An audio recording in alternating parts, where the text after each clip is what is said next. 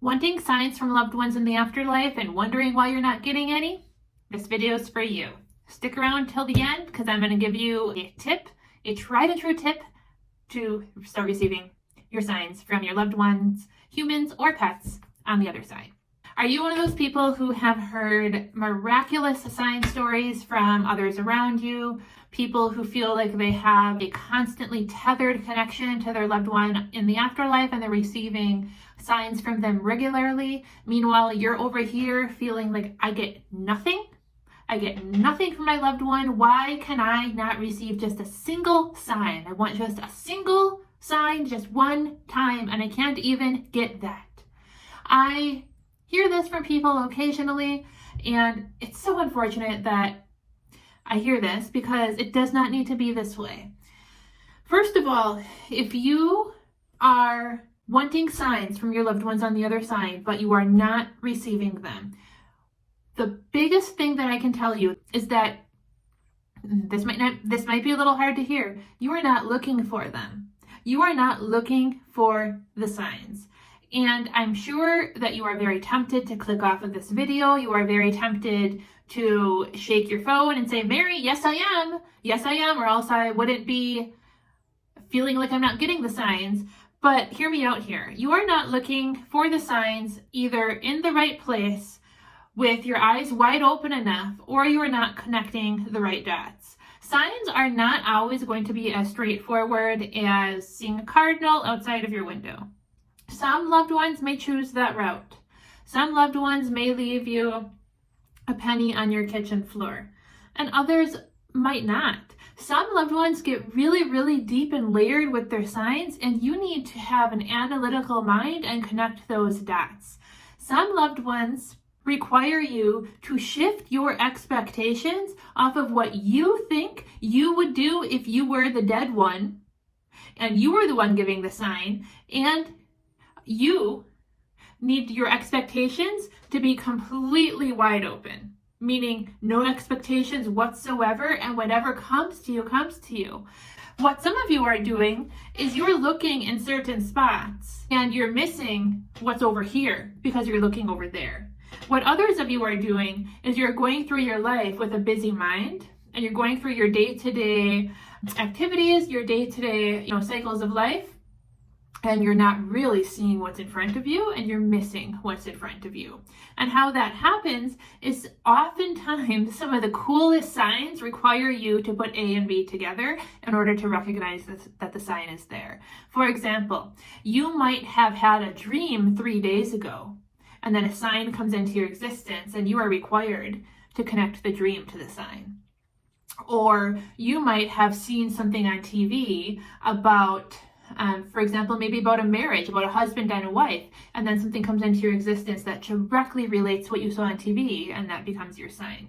There are so many insurmountable ways that signs come to us that are absolutely brilliant. They're so brilliant that there's no way that they could be predicted. And there is no way that you could be predicting them to the point that you would know what to look for, which is why your eyes need to be wide open to all possibilities, not narrowed possibilities, or you will miss them, right? You need to be looking at life. You need to have your head up, your eyes open, and be thinking outside the box, and your mind needs to be open. I have so many videos and reels on my social media, on my Facebook, my Instagram, emails, on my email list that I've shared about different types of signs that have happened to me, happened to clients. They're amazing, but some of them are so unique, they could have never been predicted. And those are the types of signs that Spirit loves to provide. And here's the other kicker. Once we realize these signs and we recognize these signs, they will begin using that very unique sign that you only needed to not miss the one time again and again and again and again moving forward. A great example would be after my cat Sniper passed away. When I went to pick up his ashes, the day I went to pick up his ashes, I was leaving the veterinarian's office with his ashes. I'm getting the full body tingles now as I talk about this. And a semi truck cut me off, almost hit me. And I was very distraught already. Obviously, I had just picked his ashes up. I was crying and stuff. And this truck almost hit me and cut me off. It had a blue license plate, and the license plate said 7777. I think it was 4 sevens on it. And I knew instantly, a gut knowing, that 777 was from Sniper. Instant gut knowing. And the connection of the deaths was because I had just picked up Sniper's ashes. I was 1 block away from the veterinarian's office, and that cut me off in traffic.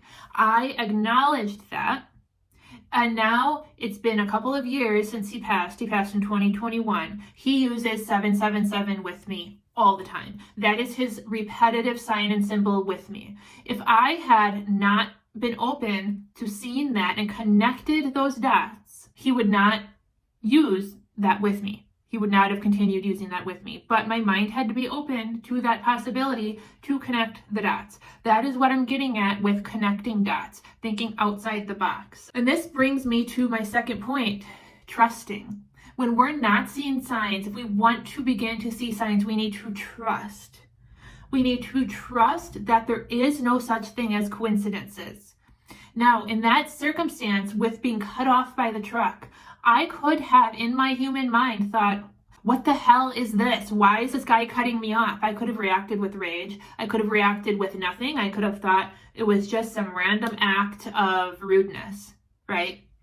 But I didn't, because I trusted that that was happening to me in that particular moment, in that particular circumstance, for a reason. I trusted that. And there are no coincidences in life. Everything in our universe, everything in our human existence is comprised of energy, including our physical bodies. We are literally energy. The very premise of coincidences, the very concept of coincidences, is actually just an energetic match. If a coincidence is to occur, that is, by definition, just energy matching to energy.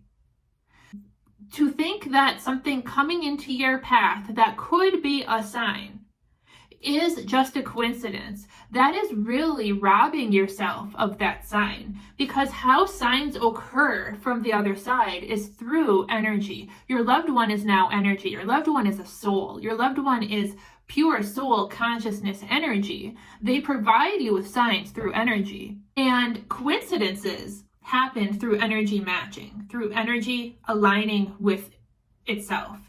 Truly, the definition of a coincidence and how a coincidence would happen would logistically happen in that way. We're talking about the exact same thing here. Why would you rob yourself of that sign by calling it a coincidence? In order to begin receiving more signs, you need to begin trusting in spirit, trusting in energy, trusting in your loved one, and stop dismissing coincidences. When you begin dismissing coincidences, you will begin connecting more of those dots. When you connect the dots, you begin to acknowledge the signs. When you acknowledge the signs, you receive more of them, because your loved one knows, hey, I did this. He or she saw it. I'm going to give them more of what I know that they're acknowledging. It only takes one time for you to connect to the dots and to trust. The third thing that's important here, and what I find to be a very common theme with people who come in and they say, I never receive signs. Why don't I receive any signs? Everybody around me gets signs. Where is mine? Is that they are very vibrationally angry. And sadness and grief is one thing that's absolutely on a whole different plane itself, and absolutely is not a block in any way. But anger is its own animal. Anger is its own vibration.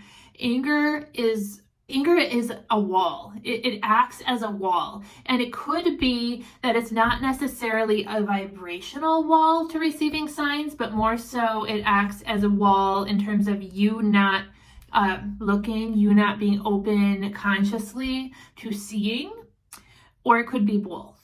But I do very much see a common theme among people who are seeking signs and not receiving them, that they tend to be in a very angry place, either with their grief or in general. I feel like it does tend to be in general, that there is a generalized anger within those people to work through. So that is something to be honest with yourself about. If you are wanting more signs from your loved one, more spirit communication in general, is to identify the source of your anger and try to work through some of that, because it can be causing you to either consciously or subconsciously block the signs. It doesn't mean that they're not being given to you. It means that the receipt of them is only going to be that much more difficult. Now, on to the tip of how to receive more signs from your loved ones. It's really simple. You can literally ask them. You can literally ask them for a sign. I posted a couple of videos on Instagram about this recently, and people that went mini viral for me, and people were getting really amazing results with it. And all you have to do is close your eyes, slow your breathing. I do recommend doing this probably either first thing when you wake up in the morning or just prior to going to sleep at night. That's when you're in your calmest, most clearest states, but you can do it whenever if you so choose. It's just that most people have the best success with spirit communication when they are first starting out at those times of day, because they have the least amount of mind chatter. Slow your breathing. Try to calm yourself as best you can. Picture your loved one, either your human loved one or your animal loved one, in your mind's eye, and you say to them, I would like you to show me a sign within the next 24 hours, 48 hours, pick whichever time frame feels good to you. You could even say this week. I usually do 24 hours is what I usually personally do.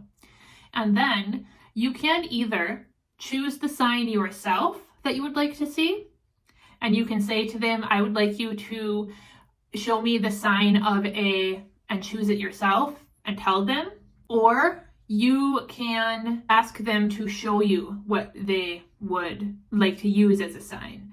Before you state these things, as you've slowed your breathing, you picture them in your mind's eye. You picture your human loved one or your animal loved one in your mind's eye. So imagine them in your head, because imagination is literally the beginning of spirit communication. That's like picking up the phone to them. And then you say, in the next 24 hours or 48 hours, be specific. Don't say 24 to 48. Say 24 or 48. Say, I would like you to show me a sign of a elephant. Pick something. Or you say, please show me a sign in the next 48 hours. Show me the sign you're going to give me. And then you wait. And as you wait for either a word to come into your consciousness or an image to come into your consciousness. And whatever the very first thing is to come in, you trust that. You trust that. And then you say, thank you, I love you, and you come out of that. And then in the next 24 to 48 hours or whatever your time frame was, you wait for that sign, or you wait for a sign to come into your awareness. Do not have tunnel vision about the sign. So for example, if the sign was a butterfly, do not have tunnel vision that is going to be a physical butterfly.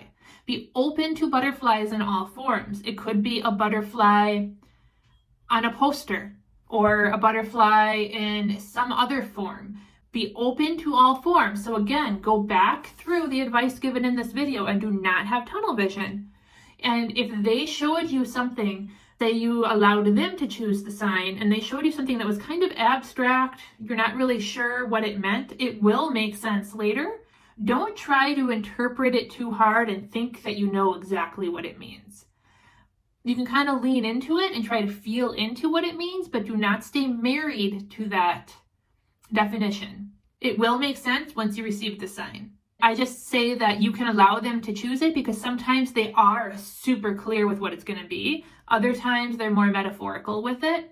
And it's a fun exercise because once you get the sign, you begin to trust that relationship that much more. There's been some really neat circumstances that have happened with people that I've taught to do this. And you can be no exception to that. Hopefully this gave you some tips, tricks, reminders, and feedback on how to get more signs from your loved ones, humans and pets in the afterlife. If you have any questions, go ahead and comment them below. I do have 2 self-paced courses that can help you learn more about what they're experiencing over there, as well as learning to blend with them yourself. The first course is question and answer in video format. The second course is filled with sensory exercises and meditation techniques to help you learn to blend with your loved ones on the other side. That course is called Limitless. I will link both of them below down in the comments for anyone who's interested in learning more about either of those. Until next time, much love. Bye. Bye, guys.